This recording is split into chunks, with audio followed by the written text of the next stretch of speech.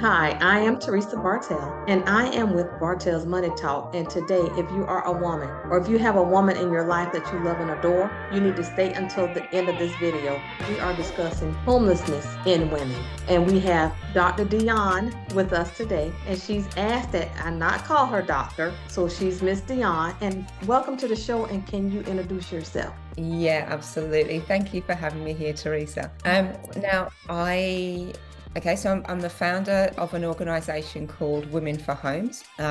We've been in operation for since November 2024. But before Mhm. that, I've had about 11 years in the property development industry. I have developed affordable housing. I have raised money for other developers creating affordable housing. I've also helped investors to achieve double-digit returns, 40 investors to achieve double-digit returns through property investing. And I've also written the book, Ethical Property Investing. So I know the power of property to transform lives. And I believe that lives can be transformed from the people that are living there, as well as the people that are investing in them. And the reason I recently started Women for Homes was because I was just, being immersed in this industry for such a long time. I was thinking, why is it that women are disproportionately disadvantaged when it comes to housing? In Australia, which is where I live at the moment, we have over 400,000 women over the age of 45 at risk of homelessness or experiencing homelessness. And I really wanted to get to the bottom of that. So I did some research around that, and it became really clear to me that number one, I needed to start Women for Homes as a way to help women to invest in increasing the supply of affordable housing. And also, I needed to start my own podcast, which is called Financially Empowered Women, to teach women, to give women the awareness of why women can be financially vulnerable, why there are these systemic barriers in place and how they can be overcome, to really create financially empowered women that are not then at risk of homelessness. So our mission with Women for Homes is to inspire 1 million women to invest $5,000 each to end homelessness by 2030. And it's absolutely achievable. I'm really excited about it. And I'm really excited to share more about it with you today. Well, thank you. I am so glad to have you here because this is one thing that we have not talked about, homelessness with women. So I'm so glad and I feel blessed that we have you here to discuss this topic with us. But I do believe, Dionne, that there had to be something, a trigger that made you want to pursue this. So can you explain to us what made you want to do this? Well, yeah, I mean, I grew up from very humble beginnings. So I'm the eldest of 6 children. My money was always tight. My parents, my mum was a nurse, my dad was a bathroom fitter. So money was always tight. So I did grow up just thinking, oh, we don't have a lot. What we did have was a lot of love, and we also did have a strong Christian faith. And that meant that whatever we did have, we would share that with others, and whether that was Mhm, time, whether that was resources, whether that was food. So always been very service oriented. mhm, My grandparents emigrated from Jamaica to the UK, and the message that I got, well, when they got there, they experienced a lot of racism. They thought they were going to the promised land, and they thought they were going to a land where people would recognize them as part of the Commonwealth and part of building this whole British Empire. But actually, they experienced a lot of racism, and so from that, the very big message that I got from my grandparents was, you have to work hard. Nobody's going to give you a break. You have to, sort of push yourself harder than anybody else to be able to get ahead. And so I really internalized that, even though I wish I hadn't, because mhm, it's a belief that serves its purpose at a time, but after a while mhm, you outgrow that belief, and it took me a long time to realize that I'd outgrown it. But mhm, regardless of that, that did give me a very strong work ethic as well. And so, I did my degrees, I did a PhD in chemistry, and mhm, all of those things. I love learning. I really love learning. But when I got to the end of that, which I thought was the pinnacle, mhm. I just realized that actually, it wasn't. And there was a lot of competition. It was publish or perish. The projects that I really wanted to do, which were looking at medicines from natural products, They just Mhm. weren't the kind of projects that would get funded. If you're doing pharmaceutical projects and you've got pharmaceutical money, then that's great. But Mhm. the kind of work that I wanted to do wasn't going to get funded. So I took the opportunity to take some time off, started raising a family because I was in my early 30s, and then just fell into property because it was based on a need. We were on a single income. My husband was working, I was raising the children, and it Mhm. was beautiful work that I could be doing, but it didn't put us in a great position to buy a house, which is what I wanted to do. So I figured that I wasn't going to change my situation from going to work and leaving the kids. But what I could do was learn about how to play the game of property. And so that's what I did. So I learned, I did a property development course. We found a joint venture partner. He had time, but no money. Sorry, he had money, but no time. We had time, but no money. Mhm. And we joined Mhm. forces. And so that's how I got into property. And we started off quite small. We did small renovations and subdivisions where we sold the homes separately. The strategy that I had at the time was to find one home and figure out a way to turn it into two or more. So that's what I did for a couple of years.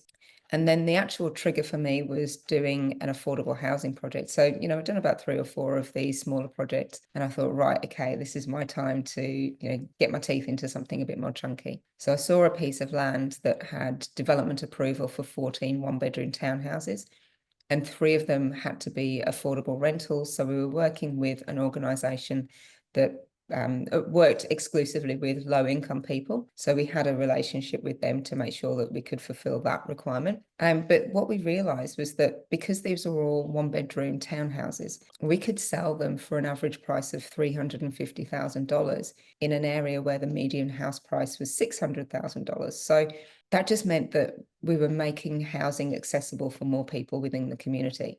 And the very Mhm. first person that purchased one of those properties was a friend of mine. And it just so happened her dad had passed away and left her with a very small inheritance, which was just enough for her to get this property.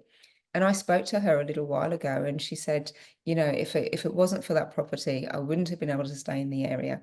And not only that, she was able to sell that property for almost double what she bought it for, and then buy another property in a location that she loves, which is bigger and sort of more suited to her. So I got to see from that level the transformative nature of property. I got to see how property could build wealth. As the developer in that project and the investor in that project, I made money. I made a 25% per annum return on my investment that I put into that project. So I got to see that, I could make money and I could make a difference as well. And I always joke and say, if I'd have known then what I know now, I could have just bought up lots of land and done that project 10 times over. But I'm glad I didn't, because I probably wouldn't be doing what I'm doing now, which is actually a lot more fulfilling. I made a lot of mistakes in that project. It was the first one, it was a big one. I chose the wrong partners. So there was a lot of sort of soul searching and heartache after that project had ended, because Mhm. while it had a good financial result and a good community result, it didn't have the same sanitary result, to be honest with you. Wow. I did, Mhm. so big fallouts, and that was quite messy. But because I had that experience and I was like, okay, I did something right. Let me Mhm. figure out what didn't work so well and how I can overcome that for the next time. So a couple of years later was when I started my business, High Impact Property Investments, and that was really about facilitating investing into affordable housing for investors and supporting developers that I believe are doing the right thing in trying to create more affordable, sustainable, and inclusive homes. And that's what I've been doing for the past 4 years, and I love it. And just sort of really got into my groove now. So then Women for Homes just kind of came along as, okay, there's in high impact property investments, it was all about working with investors that were high net worth or working with Mhm. large organizations that had money. And I really wanted to find a way to make investing into affordable, sustainable, and inclusive housing accessible to more people, particularly women. I've done a lot of work with women. I'm on the board of a charity that helps women to find housing where they've been priced out of the market and are actually at risk of being displaced from the communities where they have those strong roots. And it just kept bugging me. It's like, there's got to be something I can do. There's got to be something I can do. And what finally landed for me back in November was to make it accessible for women to address the causes of homelessness in women in the first place, which is that lack of awareness of those systemic barriers that are causing women to be financially vulnerable. And from that, I'm super excited about what we can create with Women for Homes. It will eventually roll into a retail fund, so a fund that anybody can come and invest into. I believe that if we get 1 million women, we will change the world. Okay, so I want to talk about that a little bit before we dig down into the meat of what I want to pick your brains for. So can you explain to us how the Women's for Homes work? So if you get these women, just say you get 1,000 women and they invest the 5,000. Can you tell me how this works? Because you know most of the time people are like, what's in it for me? Oh, 100%. Thank you for asking that question. So Mm-hmm. it's a good question to ask as well, because whenever I talk about homelessness, or I notice whenever people are saying, okay, well, we're going to be doing stuff for homelessness, there's an expectation that it's charity. And I'm the director of a charity, so I know that charity Mm-hmm. does have its place. But the thing is, I just feel that we are leaving this housing crisis, homelessness situation to the government and to developers, and neither of them are actually best placed to solve it. Both of those organizations, or both of those groups, have got their own vested interests. Mm-hmm. The government are the guardians of our taxpayers' money, but actually, I believe that they're not really acting in the best interest. I can certainly say Mm-hmm. this in Australia. There's definitely moves towards trying to solve the problem, but there's not the level of urgency that it really requires. And then, I would call myself a pacifist. So Mm-hmm. it strikes me as being very strange that we're spending way more money on submarines and sort of things like that, where actually we've got a whole generation of people that may never actually own a home, or be able to afford to own a home. And we've got older women that are sleeping in cars. I'm like, I Oh, feel that yes. the priority is just not quite right here. Mm-hmm. And then, on the other side, the developers, and having been a developer, I totally understand this. You've got every development project is a business case. You've got to Mm-hmm. make sure that what you can sell those projects for, what you can sell those homes for, far exceeds the cost of developing those homes in the first place. So Mm-hmm. why is the developer going to be motivated to create affordable housing if it's not going to make money?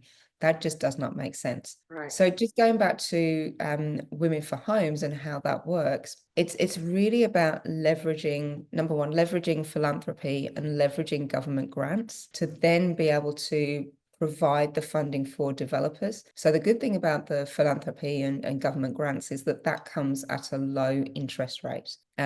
So there's a term called blended finance. So when we Okay. look at, well, okay, so we've got some government money here, we've got some philanthropic money here. How are we going to meet the shortfall? Okay, we can get some investor money in here, and we can actually pay a decent rate of return on that, because the cost of the majority of the capital, the majority of the money, is a lot Mm-hmm. less. So Mm-hmm.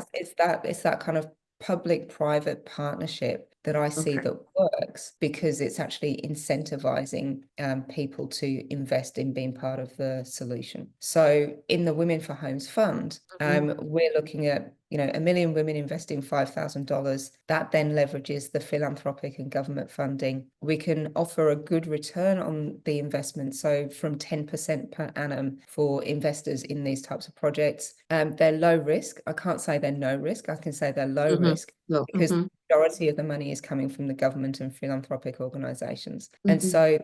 And then the developers, as part of that, rather than them taking all the risk on themselves to deliver these projects, they've actually got a mechanism that they can use to go, okay, well, the developers can be fairly rewarded for what they're doing, but the risk and the benefits are shared across the government, the philanthropic organizations, the investors, Mm-hmm. and until we have that level of risk sharing and profit sharing for all parties, it's just not going to work. Right, right. And that totally makes sense. So I'm so glad that you came up with this very unique idea. And I'm pretty sure you're going to meet your goal. I hope that you meet the goal much sooner than you even expect. But like the heart of this conversation is what a lot of women don't know and maybe not even consider themselves ever being homeless. But we have so many women now that live on the edge, like they're one paycheck away from homelessness. So, based on your research and what you've seen, can you discuss what you have seen as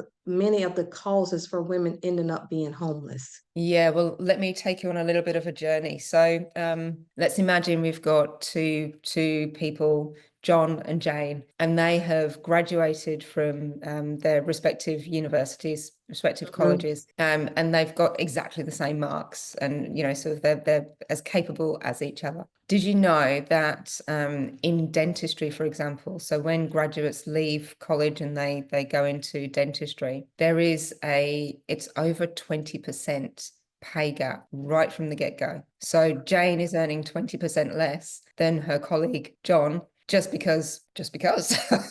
Right, right. I don't understand it. I don't understand why there's that Mm-hmm. difference. In most other industries, there's not that significant a pay gap. Mm-hmm. But the fact is that men are more likely to negotiate for higher salaries, whereas women tend to just take what they're given. And a lot of that is down to cultural norms.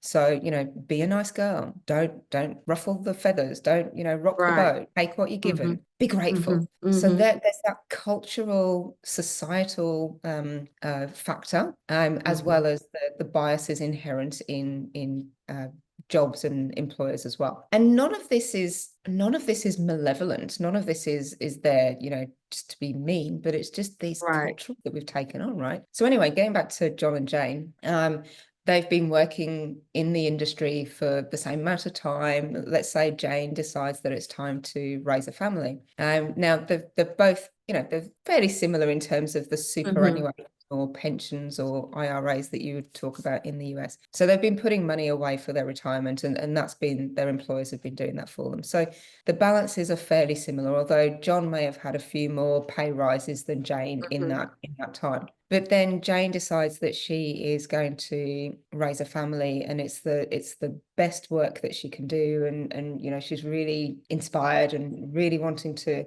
bring these beautiful little beings into the world. So then Mm-hmm. Jane stops working, and so the compounding effect of her money that she's putting away for retirement, it stops because she's not adding to it. It's Right. working for the money that she's got in there, but because Mm-hmm. there's no new money going in there, she Right. ends up with a lot less than John would, who's been, regularly working and Mm-hmm. regularly topping up his super. So Jane then decides that she's going to go back to part-time work. The children are big enough. By the way, she's got the dilemma of, does she go back to part-time work just to cover the cost of the childcare? Or, Right. so she can have a sanity break as well. Mm-hmm. Or, what's she going to do? So anyway, she decides to go back to work. It's a part-time role, so she can fit around the children. So her earning capacity isn't as much as it was before anyway. So Mm-hmm. that's, there's less going into the superannuation kitty. She's also earning less, so she's saving less. She's got less available to save compared to John. And then, so there's that. And often as well, I find that women, when they do go back to work, they might have only had a 4 or 5 year break out of the workforce, maybe not even that, maybe a 2 year Right. break, but their Mm-hmm. confidence is low because they're like, oh, I've got baby brain. I've not had these intelligent conversations for a long time. Mm-hmm. And so their confidence goes down, and so they may not have the same earning capacity as they did before anyway. They Right. may be stagnant or even go less to try and Mm-hmm. find a job that works around the children. So then throw in a divorce and a separation, and Jane is most at a disadvantage. You can see how that happens, right? Because Oh, Jane yes. had that same earning capacity as John has, and he's been continuing in his Mm-hmm. salary. He's had an uninterrupted career. He's been Mm-hmm. regularly creating his pay. He doesn't have any confidence issues. So, Mm-hmm. so that is why women are financially vulnerable. And then right at the end of this, we are seeing this epidemic of women that are at risk of homelessness, or women that are homeless, technically homeless, but they're too proud to say, well, this is actually what's going on. They're sleeping in their cars, they're couch surfing with friends, they're camping in unsafe situations. And that is why the problem that we have. So to me, it all comes back down to this lack of awareness at the beginning of, ladies, if you're not regularly negotiating your salary, you're doing yourself a disservice. If you're not regularly topping up your retirement account, you're doing yourself a disservice. If you're not, I had a guest on the podcast the other day. She was like, you need to have a prenuptial or a postnuptial agreement while there's that love there between you and your partner, because when things go wrong, and sometimes they do, sometimes a lot of people are blessed to have fantastic relationships that are long lasting, but some people aren't. And so it's when things go wrong and you're trying to sort of scrabble and say, okay, well, what's whose, and all of that, it's really hard. So, and then again, that cultural conditioning. I've got so many friends that have separated from their partners, and the partners have said, okay, this is what I'm going to pay you, and you're lucky to get this. And and they think, well, actually, I should go to court, but I'm looking after my kids, and I don't want to. It's not that they don't want to cause a fuss, but they just want to fulfill their role of mother and protector of their children. So they just accept it and walk away. And again, it's that cultural conditioning of being a nice girl, not kicking up a fuss, taking what you're given. And this is what's leading to homelessness in women, in older women. Right. And then the additional part to that, Dionne, is most of the time when the children are involved, guess who gets the children? The woman gets the children. And most of the time nowadays, with the way things cost, she's barely making it unless she had a pretty well nice off husband and a judge was on her side. Other than that, most women don't even get child support and they I still have to take know. care of their children. I Right. know. And I know a lot of women who are supposed to be getting child support, and their partners, their ex-partners, are not paying child support. And then they don't have money for legal assistance. So they are just stranded. And so women need to realize that it's so easy for us as women to become homeless. And so now, Dionne, can you share with women barriers that they can put up to protect themselves from homelessness? Like I know you mentioned the prenup, the postnup. What else can women do to protect themselves from homelessness?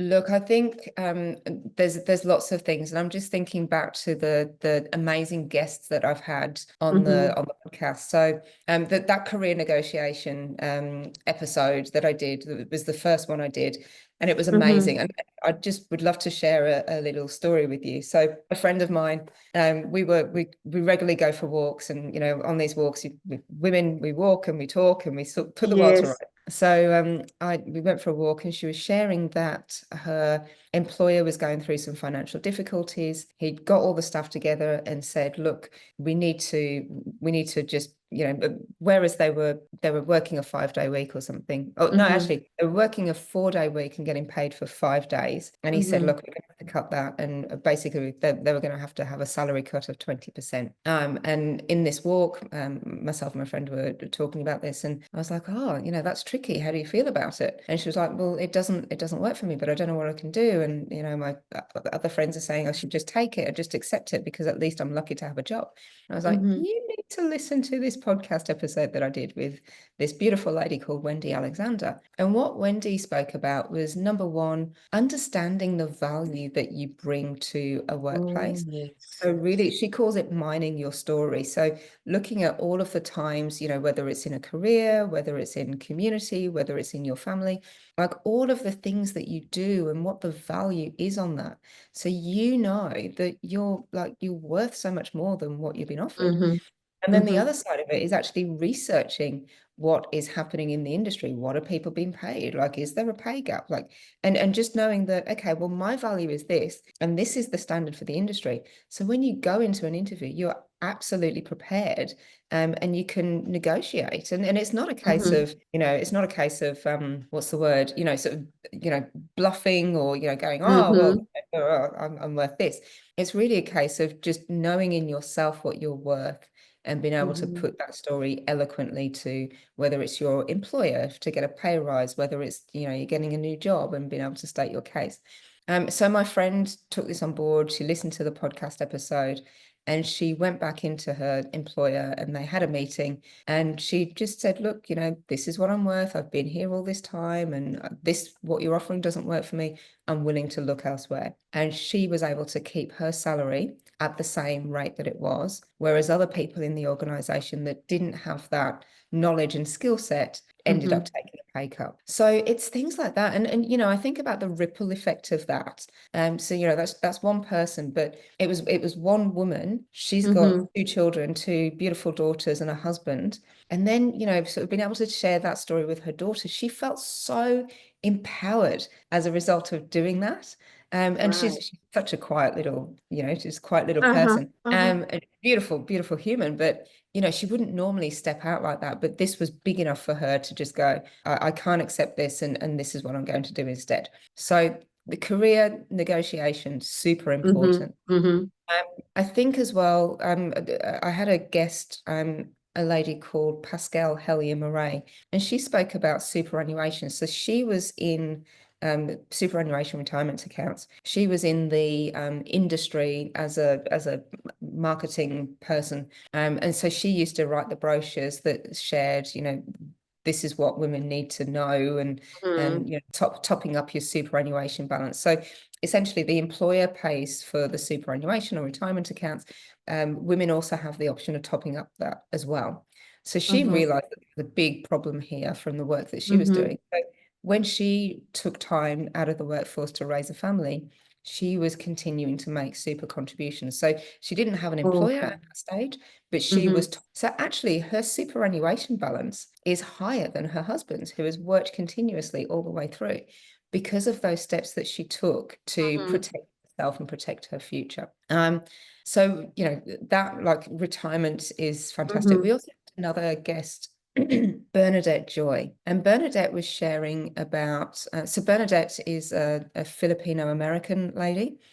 Uh-huh. And we connected because we both had immigrant stories and both had those Mhm. families that were like, you got to work harder than everybody else, that. Mhm. So we connected over that, and but she was sharing that she was trying to live the American dream. She ended up $300,000 in debt, and she got to the point where she was like, I'm not doing this anymore. And she had to work through that, and she realized that it wasn't just the money aspect of it; it was also the Mhm. mindset aspect of it that she Oh, needed to address yes. as well. So Mhm. she worked on that, and then got to a position where she was making way more money than she'd ever made before. She paid off all of her debt, and she just embedded really healthy habits. So it doesn't matter where people are starting from, whether they're 300,000 in Mhm. debt or even more Mhm. than that. It's Mhm. really just about getting a system, and really addressing your mindset and whatever your money story is, learning what that money story is, and then taking steps to address that. And there is so much support to be able to do that. An episode that I'm just about to put out next week is with a lady who's a money coach. And I don't know if you have these in the US, but you have financial advisors, you Mhm. have DIY aspect of it where people do it Mhm. themselves, can't afford a financial advisor. Uh-huh. But then in the middle, you've actually got what are called money coaches. And Mhm. certainly in Australia, a lot of them are ex-financial advisors. The rules changed here a little while ago where financial advisors had to do a lot more training, and the financial advisors, a lot of them left the industry because they just Wow. thought, we've been in this industry for a long time. We know what we're doing. Mhm. We to do this costly training. And so what a lot of them did was they left and they realized that the thing that they enjoyed most about their jobs was actually getting to know people, getting to Mhm. understand their money stories, and actually helping them to unpack those. So Mhm. I mentioned this lady, Gemma Mitchell, because it was, for me, it was a really interesting perspective to know, oh, okay, so if you can't afford a financial advisor, at least there are options. There are people that you can talk to that Right. for less money than a financial advisor can help. So again, it Mhm. doesn't matter where you're starting from, there's help all the way. The other thing that I learned from Gemma, which I did know about, was so again, in Australia, we have debt counselors. So this is a free service where somebody who is in debt or is struggling financially, Mm-hmm. or they can get free advice from this group of people, this organization. Mm-hmm. And so again, I just really want to keep reiterating, doesn't matter where Right. you're starting from, there is advice for That's you. true. And our society has caused us to have our own money stories.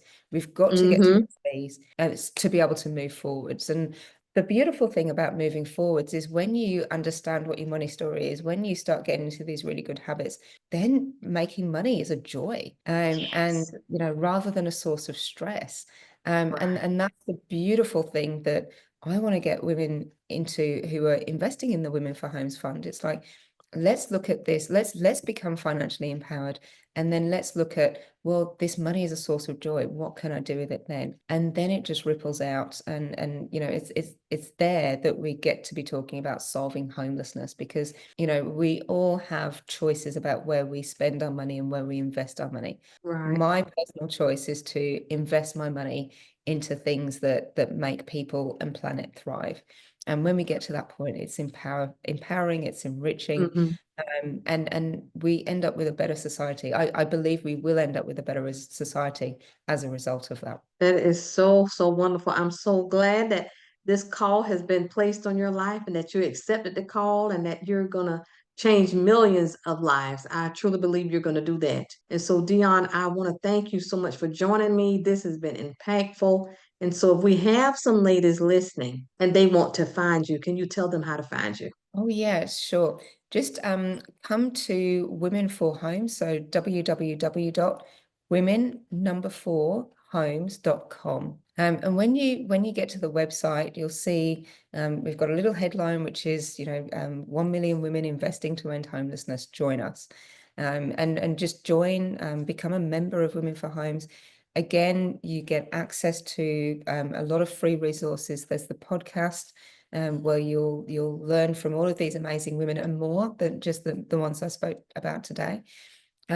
We've got courses, we've got books, and then we've got the opportunity to invest in the fund as well. Over the next few months, I'll be organising events. They'll be called the Financially Empowered Women events, and this is all gearing up to getting our 1 million women to invest in the Women for Homes Fund. Okay. And then you forgot a very important resource. Can you tell us about your book and give us a little snippet of what it's about so you can get us to want to get it? Oh, thank you for the reminder. Of course. So yes, I wrote a book back in 2022 called Ethical Property Investing. And the ethical is an abbreviation for I'll just run through it quickly: experience, track record, high impact, investment risk, collaboration partners, aligned values, and legacy. So my premise is that when we take all of those things into account, we end up investing in a way that is really beneficial for us. It Mhm. provides double-digit returns, but also really makes a difference in the world as well. So I just noticed, I mentioned previously that I saw that I'd made a lot of mistakes in my development career, but I looked to the projects that had worked really well. I looked to other people's projects, and those 7 factors were all there. So that ethical framework really maximizes the chances of success. So in the book, I talk about a little bit about my journey, how I got to where I was doing. I talk about the projects that I've been involved in. I talk about how I give some really solid case studies as to how investors can make double-digit returns through property investing and investing into affordable, sustainable, and inclusive homes, because it does seem like one of those things that's a bit too good to be true. Like, how does that actually work? Mhm. But it's totally Mhm. possible. I share case studies in the book about that as well. And then I break down the ethical framework and tie it all together. And it's really a call to action of, one of the biggest things is, if you don't have experience in investing in this way, get the education. And there's so many Oh. resources where you can get that education. And I just do believe that if we are investing in a way that is creating more affordable, sustainable, and Mhm. inclusive, it's not just the ending homelessness part. I mean, that's an important part, but it's really about bringing society together and reducing crime, reducing poverty, all of those things, because when people are housed and they have that level of security, and then they can grow. It's one of the most basic human needs. And right now we have a lot of people that are not accessing that, and also a lot of people in our younger generations that feel that they will never attain that. And that's really dangerous. That's where agitation and rioting and civil unrest can Yes. unfold. So if we want to avoid that, and if we want to look at a more joyful way of living, then ethical investing is absolutely the way forwards. And that's what the book is about. Wonderful. Yes. So really, if someone wants to learn more about becoming an investor, your book is one that I would highly recommend, at least for a start, to have a clue, because investing in real estate, you can't just jump out there. And then if you're doing it as an investor, you definitely need to get some education. So listeners, I recommend that you pick up Dr. Dionne's book so that can help you. She's giving you the information that you need to reach out to her. Women, let's take care of ourselves. Let's get off the ledge and protect our homes, our lives, and our future. So, Dr. Dionne, again, thank you so much for joining Bartelle's Money Talk. And I look forward to having you again. Thank you so much. It's been such a pleasure. It has been. Thank you so much.